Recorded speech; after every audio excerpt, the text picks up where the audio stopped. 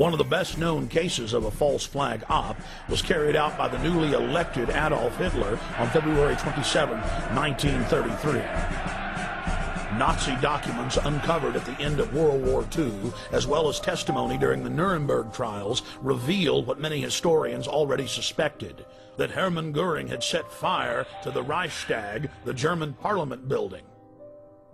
The Nazis then produced their patsy, Marinus van der Lubbe, an extremely mentally handicapped young man who was found rolling around in an alley behind the Reichstag naked. Van der Lubbe was then taken before a Nazi show trial, found guilty and sentenced to death. He was beheaded on January 10, 1934. Using the crisis he had created to pass laws similar to the USA Patriot Act, Hitler became dictator and set his sights on the world. By March of 1939, Hitler had already seized Czechoslovakia.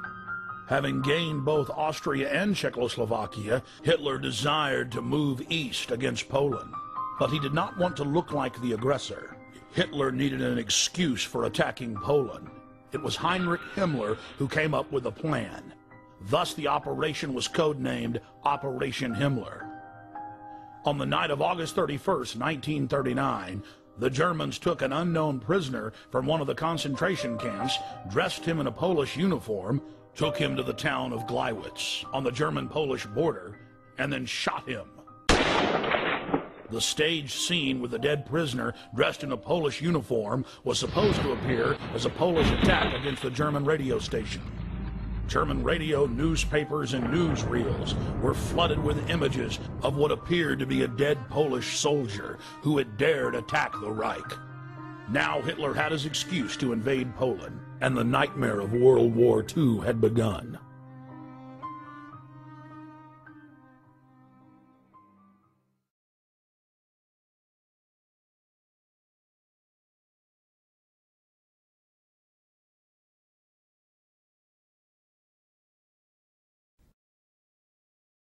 Unlike the Northwoods plan, the FBI actually carried out the attack on the World Trade Center in 1993. They actually hired a retired 43-year-old former Egyptian army officer, Ahmad Salam, and paid him $1 million and gave him real explosives, a detonator, and told him to build a bomb and to give it to the foolish people that he was controlling to allow them to attack the World Trade Center complex.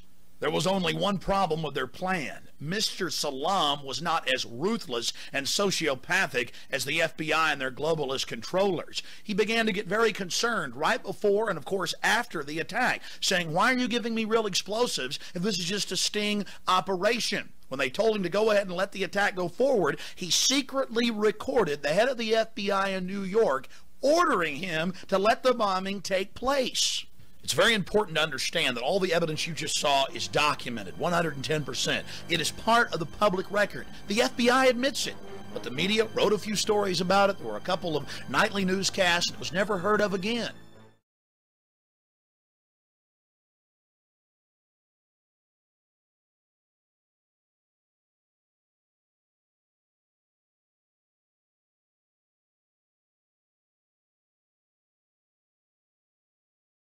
General Ben Parton is retired now, but he was one of the military's experts on explosives. Based on his experience, he did not believe that a mixture of fertilizer and fuel oil exploding in the street could have been responsible for the pulverized concrete at the Murrah building.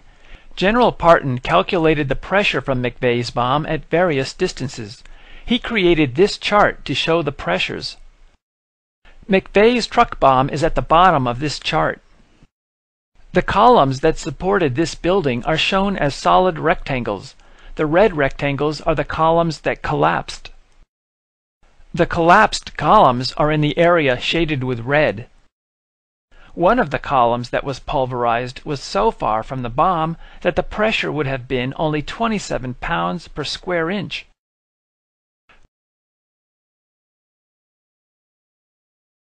One explosion caused, because here's now what we are starting to learn about the succession, or what someone obviously hoped would be a succession of explosions. The first bomb that was in the federal building did go off. It did the damage that you see right there.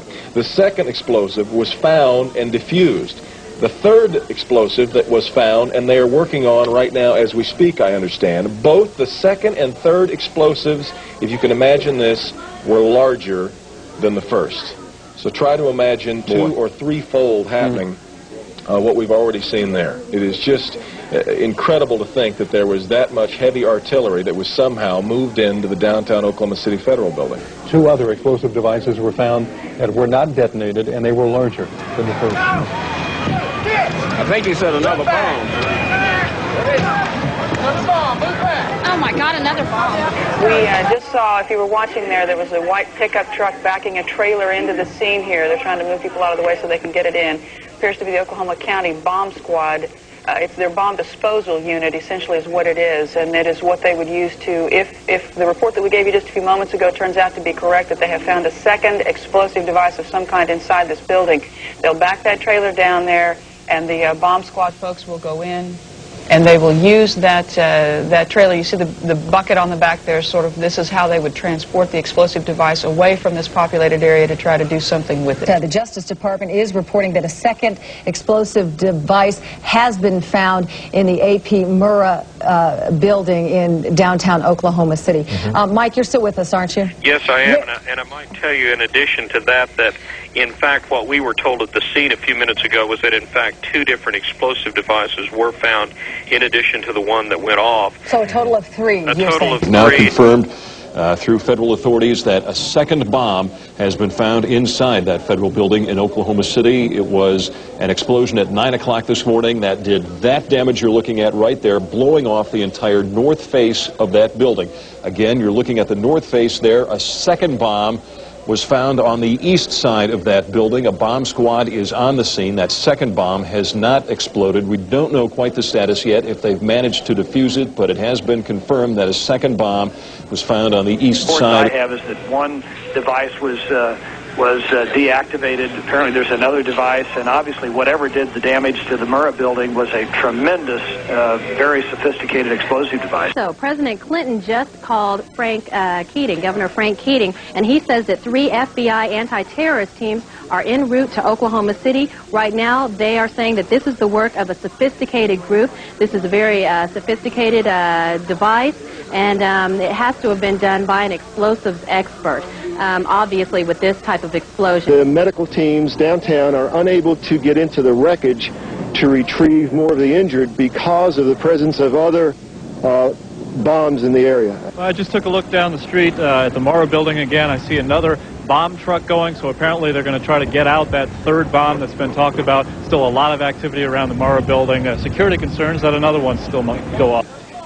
Fortunately, it didn't, because the second device that they found, we understand, was even more powerful than the first. They then found a third device, and you can see the look on this woman's face at the fear that she might have to go through the same thing again. They then found a third device, which was also larger than the first.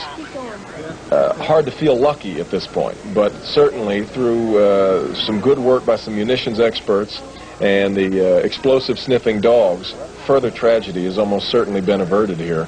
But it was a great stroke of luck that we actually have got diffused bombs. It's through the bomb material that we will be able to track down who committed this atrocity.